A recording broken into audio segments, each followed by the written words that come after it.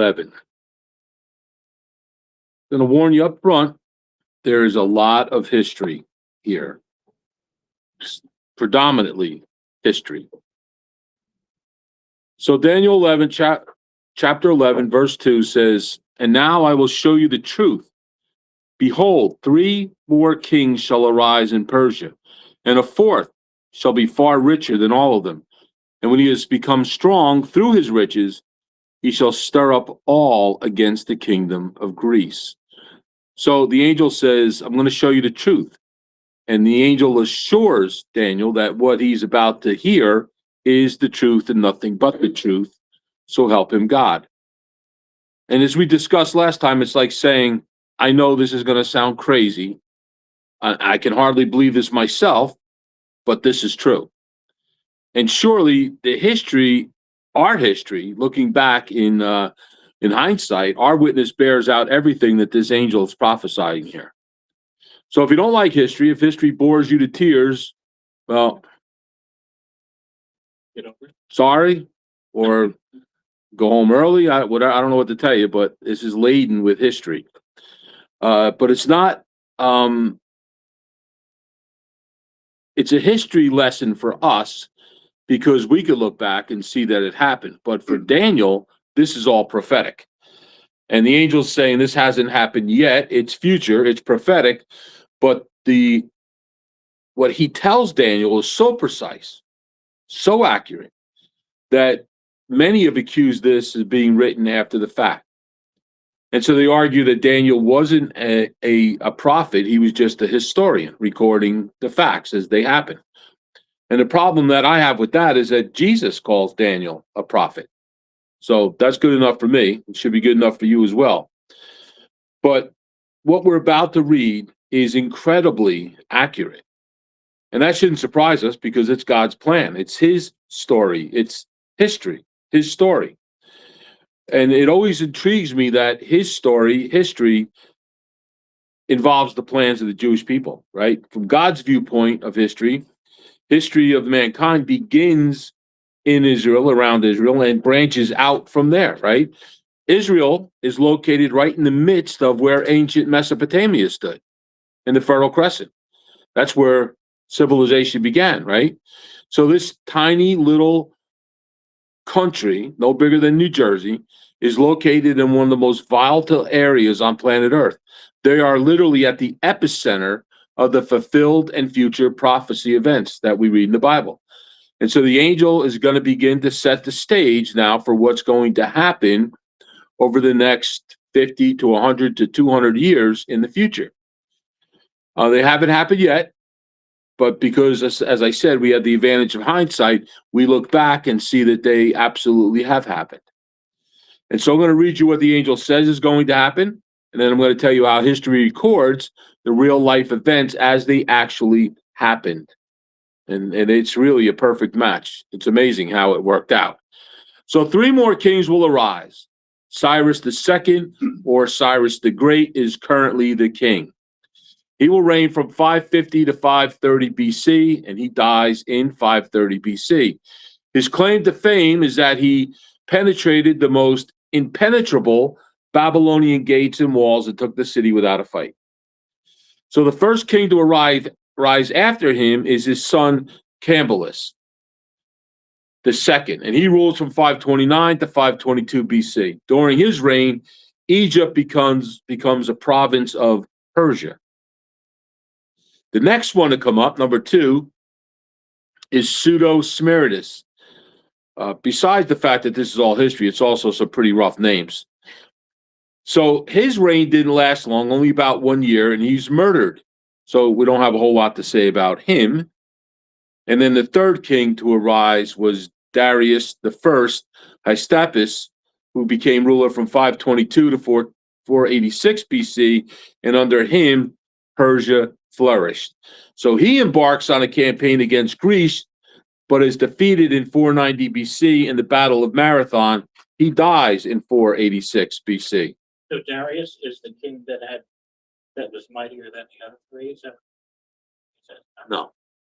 So these 3 were all kings who rose after Cyrus, and the angel tells us there will be a 4th richer than all of them put together.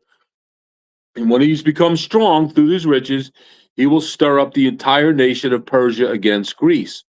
Now we know from history that the fourth king is Cyrus, or after Cyrus was Xerxes, or Ahasuerus, as he's written in our Bibles. That's what they called him in Hebrew, who marries who? Esther. So Xerxes was a very, very wealthy king, and he started out with an unprecedented fortune rather, and he aggressively expanded on that over his reign, and he did that through satraps. Remember satraps? That Daniel was one of them, or appointed over the satraps, collecting staggering amounts of tribute in gold and silver, crops, livestock, all based on the size of the agricultural area in which you lived, right? So the greater the area, the greater the territory, the more taxes you had to pay. Not much different today. The empire benefited from state ownership of lucrative natural resources, including some highly productive gold and silver mines that were spread throughout the territories that they had conquered. He also enforced heavy taxation. So not only was all this wealth not enough for him, he taxed the people heavily to fund his military campaigns and lavish architectural projects like Persepolis and Susa, which became the capital. He used his great wealth to gather and train an army of over 2 million men from every part of the empire. So he literally stirred up the entire empire doing this. He raised this army to fight the Greeks, and he fought in the Battle of Thermopylae, which after a fierce battle with the Spartans, he won and went on to torch Athens and overrun a good portion of Greece. 300. Right. But his army was defeated in a naval battle known as the Battle of Salamis, and in a land battle of Plataea. So these battles actually weakened the Persian army, but at the same time, it strengthened the will of the Greek army to march against Persia. And you can read about the Persian dynasty in Nehemiah and Ezra and Esther, and especially in the first two chapters. Haggai, Zechariah, and Malachi all talk about the Persian Empire. But Daniel realized by now that the nation that would succeed Babylon in that statue was Greece, or Persia rather, and then Greece. And that the nation represented by the statue's chest and arms of silver would be Persia. That would be the future ruler after Babylon. And so the angel tells him that the next nation to rule after that would be the belly and thighs of bronze, which was Greece. So a new king now will arise, not a Persian king, a Greek king. Then a mighty king shall arise who shall rule with great dominion and do as he wills. As soon as he has arisen, his kingdom shall be broken and divided toward the four winds of heaven, but not to his posterity, nor according to the authority with which he ruled. For his kingdom shall be plucked up and go to others besides these. This king who would arise is Alexander the Great. Alexander the Great, by all accounts, was a leader of one of the most feared armies to ever go to battle. They were so fierce that when people heard they were coming, they would open the gates and surrender. By the time he turned 32, he had conquered the known world. His dominion was greater than that of the Persians. So he had arisen, right? And what that means is, when you get to your destination on a GPS and it says you have arrived, well, Alexander had arrived. He had reached the pinnacle of his success. And he wouldn't get to enjoy that success for very long, because at the age of 32, he dies. And history tells us that he suffered 10 days with a high fever from which he didn't recover. When he was asked who should succeed him, Alexander said the strongest, which led the empire to be divided between his four generals, Cassander, Ptolemy, Lysimachus, and Seleucus. So the angel said that his kingdom would be broken up according to the four winds, right? So Cassander received Greece, which is to the west. Lysimachus received Asia Minor, which was to the east. Ptolemy received Egypt in the south, and Seleucus received Syria in the north. So the kingdom of Alexander was spread across the four winds of heaven, north, south, east, and west, just as the angel said it would be. So the kingdom is divided among the four generals, not from his prosperity, meaning his heirs, right? Didn't go to his heirs, which he should have. As a matter of fact, his longtime friend, rather, Cassander, made sure there were no heirs to the kingdom. Cassander ordered the execution of Alexander's wife, Roxana, the son that they had between them, and his mother, Olympus, to consolidate his power as the new king of Macedonia.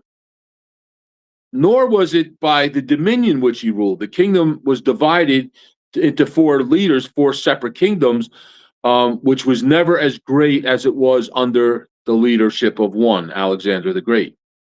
So this would be a good time to point out that this vision begins with a broad overview of two nations, Persia and Greece.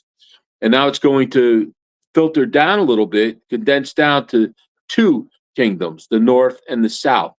And then as we go along a little further, it's going to condense down to even lower, and we're going to focus on one man called Antiochus Epiphanes. So look at verse 5. Then the king of the south shall be strong, but one of his princes shall be stronger. Then he shall rule, and his authority shall be great authority.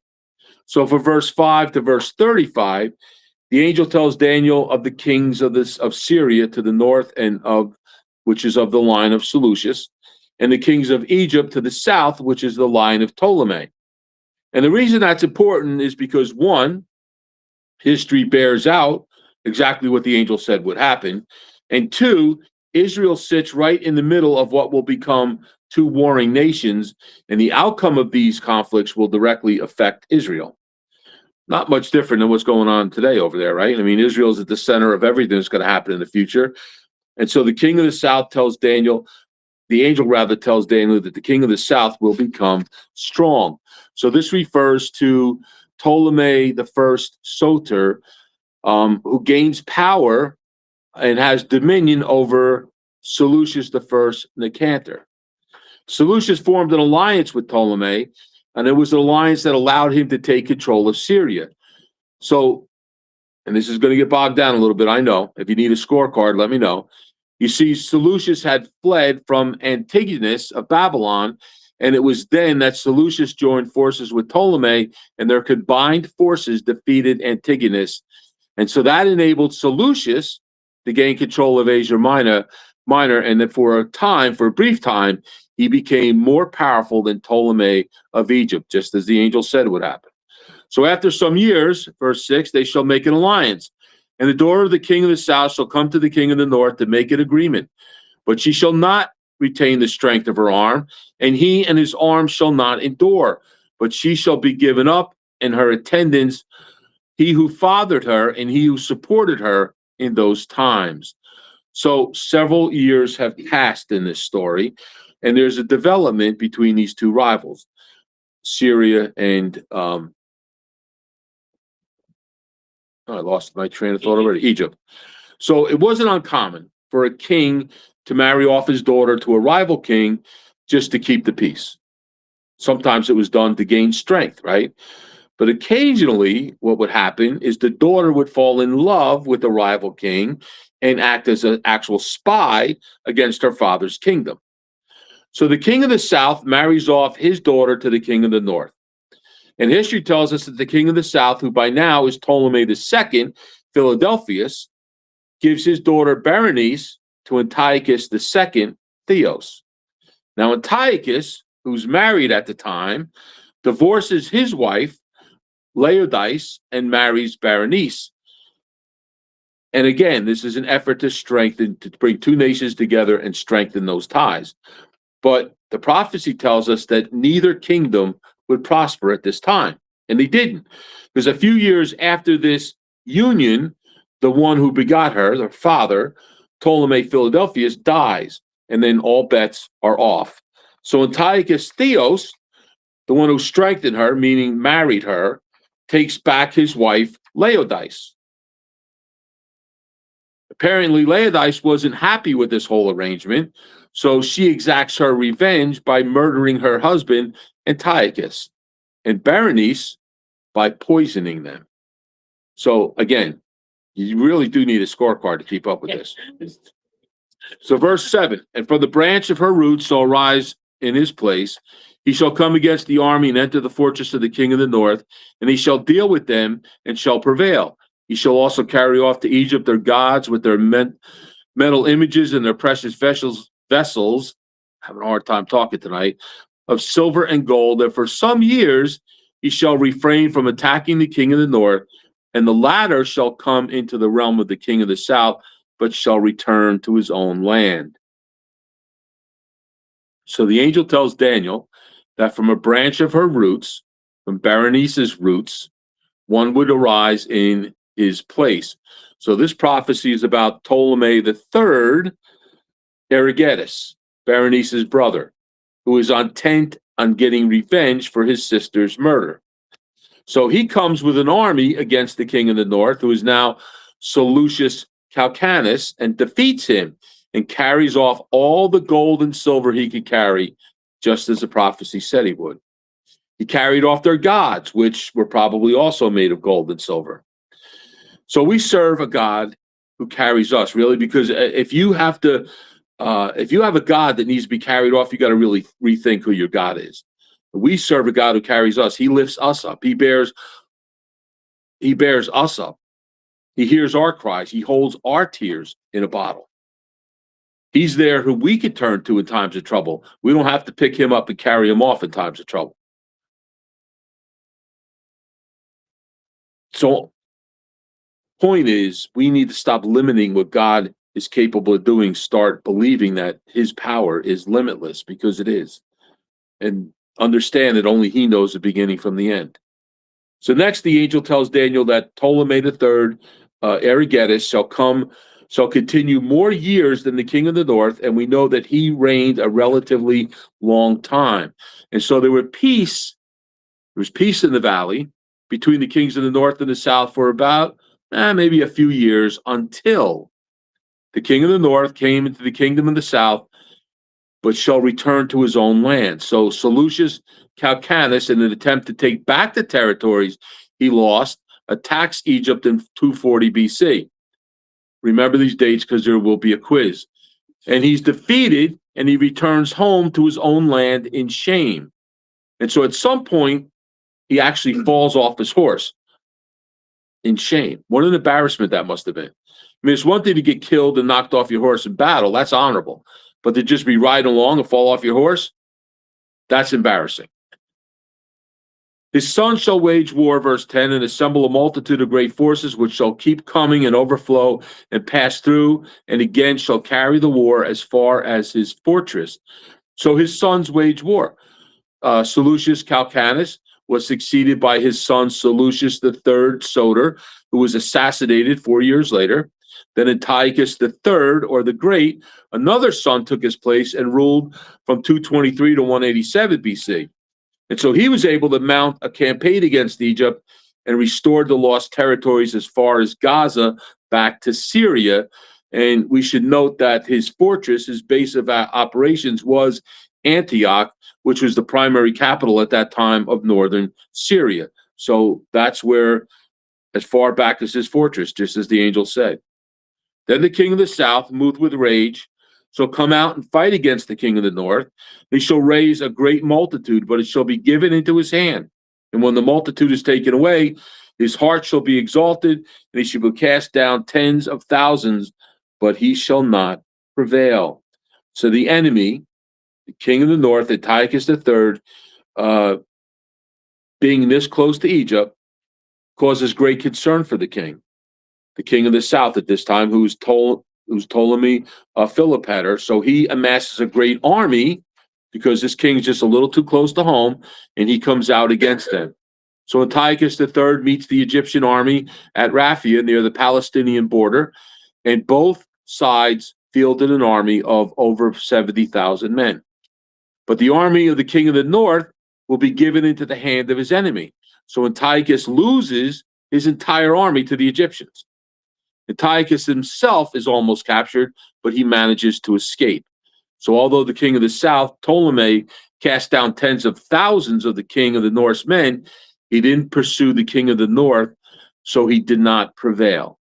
He didn't finish the job.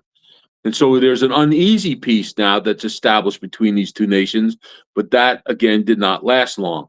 Antiochus turns his attention to the east with much success, and he manages to gain wealth and strength during these conquests, so much so that he decides to take another run at the Egyptian army. Verse 13. But the king of the north shall again raise a multitude greater than the first. And after some years he shall come on with a great army and abundant supplies.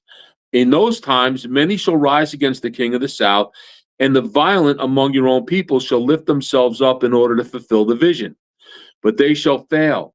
And the king of the north shall come and throw up siege works and take a well-fortified city. And the forces of the south shall not stand, or even his best troops. For there shall be no strength to stand. But he who comes against him shall do as he wills, and none shall stand before him. And he shall stand in the glorious land with destruction in his hand. Now, I know some of this sounds cryptic, right? But if you wrote this as a historian after the fact, wouldn't you include all the names and places that I'm including in this? Of course. So you can see that this was given to him as a future prophecy. So I don't know whether you were coming here today and expected a history lesson, but if you look up all these facts, you're going to discover that all these events occurred just as the angel said they would. And so it's an awesome glimpse into the future history of the world, for Daniel at least. Not only the world Daniel lives in, but also, as you're going to see as we get down near Antiochus Epiphanes, a future world that has yet to come in our time. So please bear in mind as we continue that this isn't history to Daniel, this is prophecy. And although it may be history to us, you're going to see that there's still yet prophecy to be fulfilled in this. So in 201 BC, Antiochus joins forces with Philip V of Macedon, and he goes against Ptolemy V Epiphanes and wins a great victory over the Egyptians. Along with the army, violent men of your people shall exalt themselves in fulfillment of this vision, but they will fail, according to the angel, right? So Jewish mercenaries revolt against Egyptian rule, and they're bolstered by Antiochus's victory. But they decide, because Antiochus has beaten the snot out of the Egyptians, they're going to rise up and they're going to use this as their opportunity to break free. But the Egyptians put down the revolt. So Antiochus stands in the Holy Land now victorious, and as a result, Syria now controls the Holy Land as far south as Gaza. Verse 17, he shall set his face to come with the strength of his whole kingdom, and he shall bring terms of an agreement to perform them. He shall give him the daughter of the woman to destroy the kingdom, but it shall not stand or be to his advantage. Afterward, he shall turn his face to the coastlands and shall capture many of them. But a commander shall put an end to his insolence.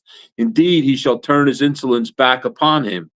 He shall turn his face back toward the fortress of his own land, and he shall stumble and fall and shall not be found. So Antiochus, in an effort to find a diplomatic solution to the hostilities, marries off his daughter, Cleopatra. Not the same one you're thinking of. To a 7-year-old king of the south, Ptolemy V Epiphanes. What a nice wedding present, right? It's to a 7-year-old. And listen, as repulsive as that is to us today, that was common practice in that day, especially among royalty, right?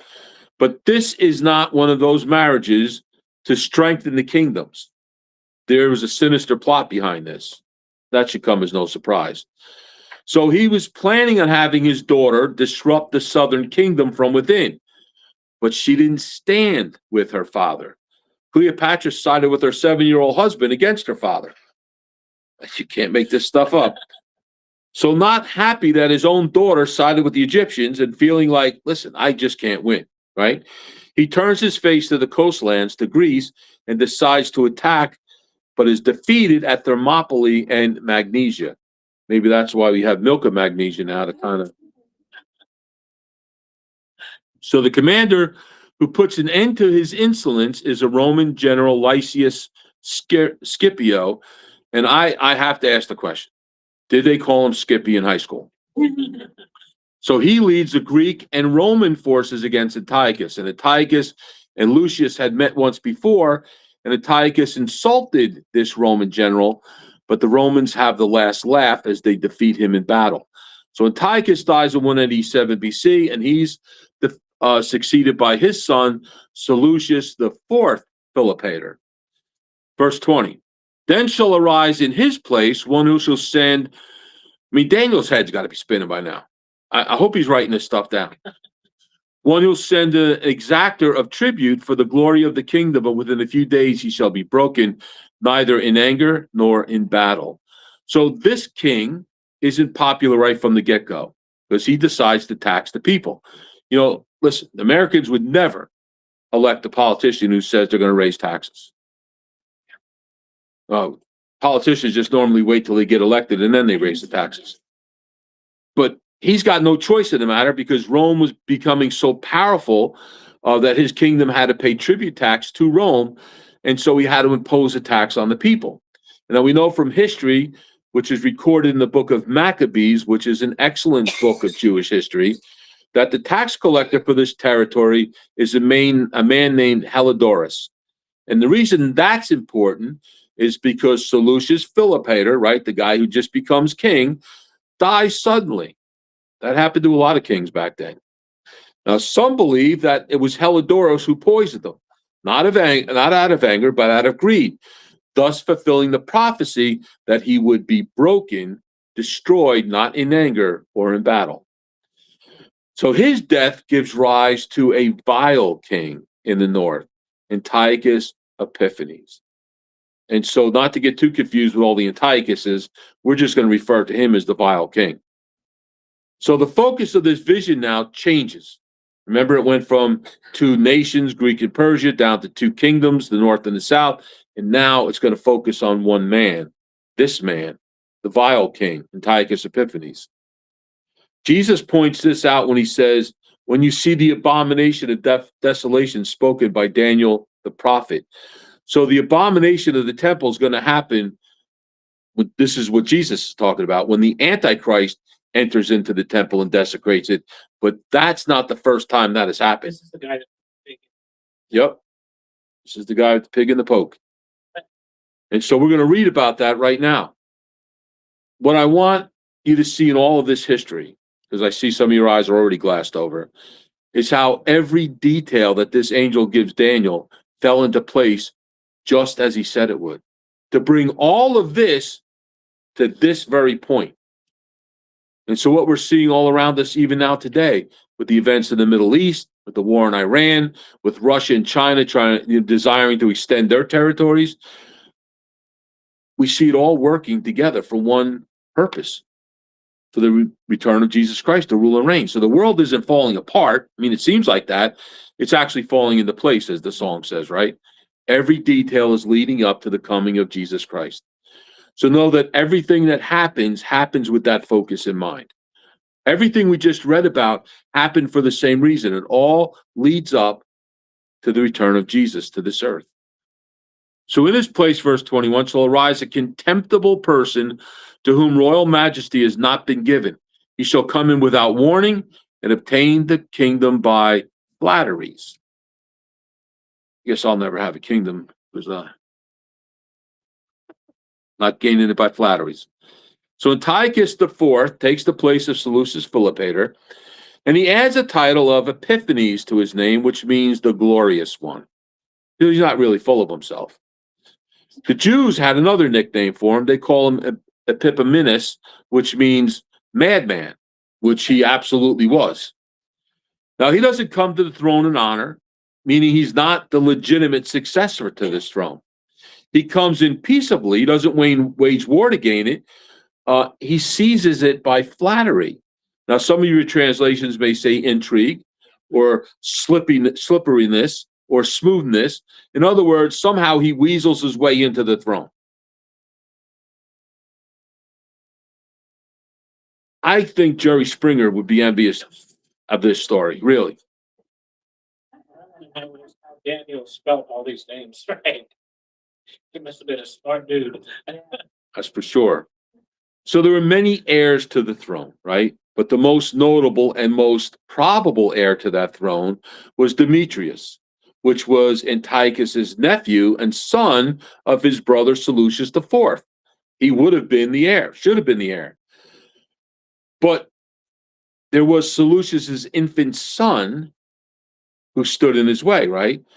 And so his name was also named Antiochus. He was in Athens at the time. So there's an infant son of the man who died, the king who died, and then there was a nephew. So what vile Antiochus Epiphanes did is he poses as the infant son Antiochus's guardian. It's like letting a wolf into the hen house, isn't it?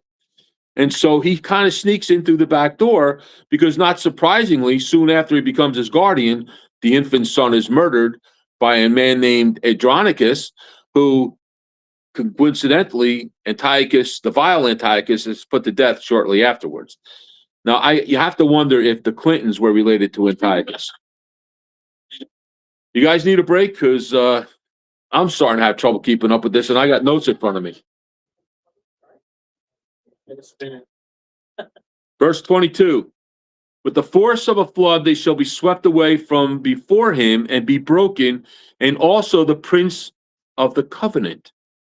So the force of a flood describes the campaigns that he launches against Antiochus Epiphanes, the vile one, against Egypt and other territories, including the troops that Heliodorus, remember that guy, had assembled.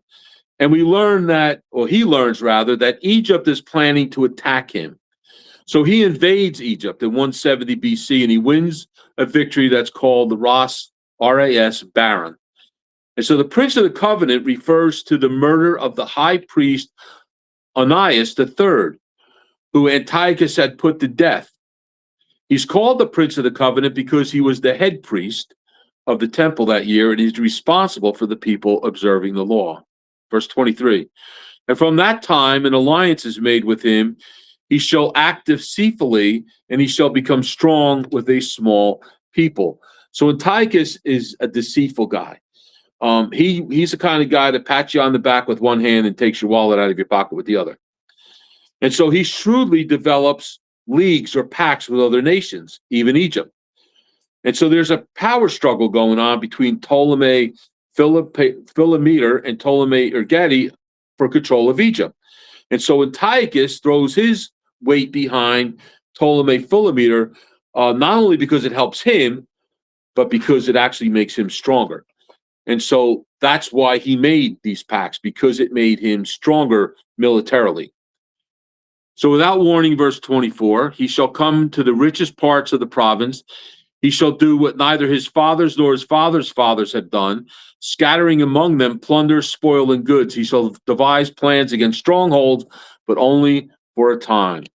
You know, there's an old saying that an army moves on its stomach, but an army can't move at all without money. And so Antiochus is always looking for money to expand his territories, or rather expand his territories for more money. And so with that money, he builds a bigger and stronger army. And he uses that wealth, not as his fathers had used it, but he used it for personal advantage. He used it to buy favor with other leaders. He used it to buy cooperation for future battles, and he uses it to buy a stronger army with more armaments. So he takes these riches and disperses them among those who sided with him. And he shall stir up his power and his heart against the king of the south with a great army, and the king of the south shall wage war with an exceedingly great and mighty army. But he shall not stand, for plots shall be devised against him. Even those who eat his food shall break him. His army shall be swept away, and many shall fall down slain. So Antiochus rises up an army, attacks Egypt, and now the king of the south, he thinks he's got all the support around him, right? But he finds out that who he thought were his friends were actually plotting against him. And so even though Antiochus defeats him, he fails once again to take all of Egypt, and so he has to negotiate for peace, just like we've done 20 times in Iran. So he made treaties of which he had no intention of keeping. You know, the more I think about this guy, the more I realize he could hold office today. And as for two kings, their hearts shall be bent on doing evil. They shall speak lies at the same table, but to no avail. For the end is not yet to be at the time appointed, and shall return to his land with great wealth, but his heart shall be set against the holy covenant, and he shall work his will and return to his own land. So you have to understand that both of these kings are in the battle for wealth and territory so far, and so far neither one of them have had an overwhelming victory, the king of the north or the south. So along the way, they decide to get together. And they're going to outsmart each other at a negotiation table, right? So they sit down and they try to work out a plan that they both can live with. But their hearts are so filled with evil that they can't think about anything else at the negotiation table except how to cheat one another out of each other's lands. And the other thing they're looking for as they talk is weaknesses in their defenses so that they can exploit them and overtake them. So there's no real intention of negotiating here or developing a peace treaty. They're just looking for breaches, right? Sounds a lot like a congressional hearing today. So anyway, as Antiochus returns home now with the spoils from his victory in Egypt, his evil heart now burns for destruction of the holy covenant, which is Jerusalem. At the time appointed, he shall return and come into the south, but it shall not be this time as it was before. The ships of Kittim shall come against him, and he shall be afraid and withdraw. He shall turn back and be enraged and take action against the holy covenant. He shall turn back and pay attention to those who forsake the holy covenant. Forces from him shall appear and profane the temple and fortress, and shall take away the regular burnt offering. They shall set up an abomination that makes desolate. Not content with the spoils of war that he returned with from Egypt, he smells blood in the water. And so he returns to Egypt once again to finish him off. But he's not going to find victory there as he had before. He captures Ptolemy Philopator, but he's forced to return from Egypt because he failed to conquer Alexandria. And again, not one to give up. One thing you got to give this guy is he doesn't quit. He doesn't give up easily. And so once again, he decides to go up against Egypt in 168 BC. This time, however, he's met by a much different foe, a Roman consul named Gaius Populus Leanus. Can't get any more difficult a name than that. And the ships of Kittim, which refers to the Roman navy. The Roman council demanded that Antiochus leave Egypt or face the Roman army who were aboard the ships of Kittim, or the ships of Cyprus, some of your translations may say. So Antiochus says to him, I want to consult my leaders first. And so the Roman council takes out a stick and he draws a circle around Antiochus. And he tells him, you can consult with your leaders, but I need a decision before you leave that circle. I love that. Not wanting to risk war with Rome, which was probably smart on his part, he concedes Egypt to Rome. And embarrassed and humiliated, like a bully, he doesn't get his own way. He turns his anger on a city that doesn't have near the power that Rome has, Israel. So he makes a deal with Jewish traders who forsake the Holy Covenant. And they go against the law of God, and they help Antiochus come against Jerusalem. And so the history of this time period is found in 1st and 2nd Maccabees. And we learn from that period of history that he desecrates it by sacrificing a pig on the altar, and then he sprinkles the blood of the pig all over the place. He also stops the daily sacrifices. He orders the Jews to stop worshiping, and he places an abomination of desolation. He places the pagan idol Zeus in the holy place. And so he's absolutely merciless. Women who tried to obey the law by having their sons circumcised, he would lead publicly through the streets, and then he would throw them off of the city wall. Tens of thousands of people lost their lives by this guy. And so the Antichrist is going to do something similar. He's going to somehow desecrate a new temple in Jerusalem, which tells us that there will be a new temple in Jerusalem. There's not one there now, but if you see one starting to go up, you know time is very short. And so when this takes place, it will set the stage for the last 3.5 years of the 7-year tribulation. So Antiochus, for us, becomes a type of Antichrist. He shall seduce with flattery those who violate the covenant. But the people who know their God shall stand firm and take action. And the wise among the people shall make many understand. For some days they shall stumble by the sword and flame, by captivity and plunder. When they stumble, they shall receive a little help, and many shall join themselves to them with flattery. And some of the wise shall stumble, so that they may be refined, purified, and made white until the time of the end, for it still awaits the appointed time. So he perpetuates a great wickedness against the Jewish people and tries hard as he could to convert them to his beliefs, to worship him as their God. God's people remain strong. And the Maccabees rise up and they carry out their great exploits. And so they fight against Antiochus Epiphanes. They're greatly outnumbered, but they fight against them. And so as the story goes, right, the battle only had enough oil to last in the lamps for one day. But God gave them a miracle. And the oil in the lamps actually lasted 8 days. And the Jewish people still celebrate that miracle today. And anybody want to guess what that's called? Hanukkah, the Festival of Lights.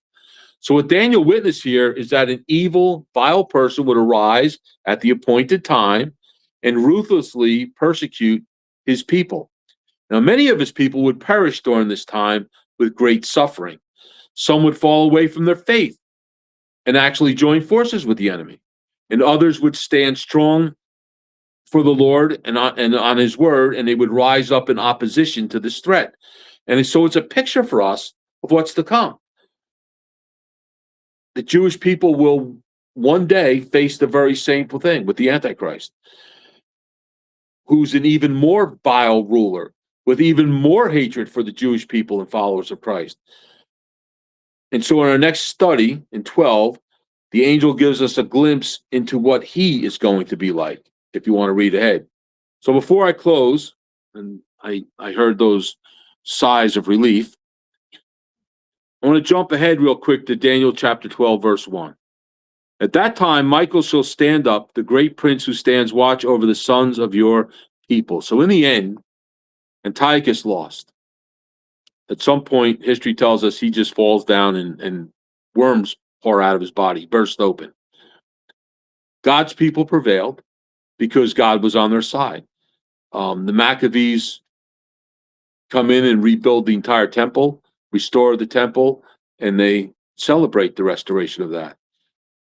But we learn from this that the host of heaven and all the heavenly hosts fight for us. They stand up for us. You know, and in the end, there's nothing we need to worry about. Satan has, just as Antiochus had a short time to do what he was going to do, Satan has a short time to do what God's going to allow him to do. But in the end, he loses. And God's people, once again, prevail. So we know how this all ends. It ends in complete victory for Christ Jesus. In fact, we all have victory already. So it's time to start living like we have a victorious life, not a defeated life. God gives us history. It's his story. And he gives it to us not to frighten us or to scare us off, but to prepare us so that we know what's coming. We know that some are going to fall away in the end times. There's going to be a great apostasy, and we're seeing that happen already. We know that some's going to join forces with the enemy. We also see that happening already. We're going to see others who stand strong, even in the face of persecution. They're going to stand firm on the name of Jesus Christ, and they're not going to deny his name. They're going to stand firm on his word. And so that group is going to face the toughest battles. They're going to endure the most attacks. They're going to face the greatest persecution. And what we need to know is that we need to purpose in our hearts that no matter what happens, we are going to persevere, that we're going to stand strong, that we are going to stand firm. And in the end, we are going to stand up for Jesus no matter what. And nothing should deter us from taking that stand. Amen? That completes your overwhelming history lesson for this evening.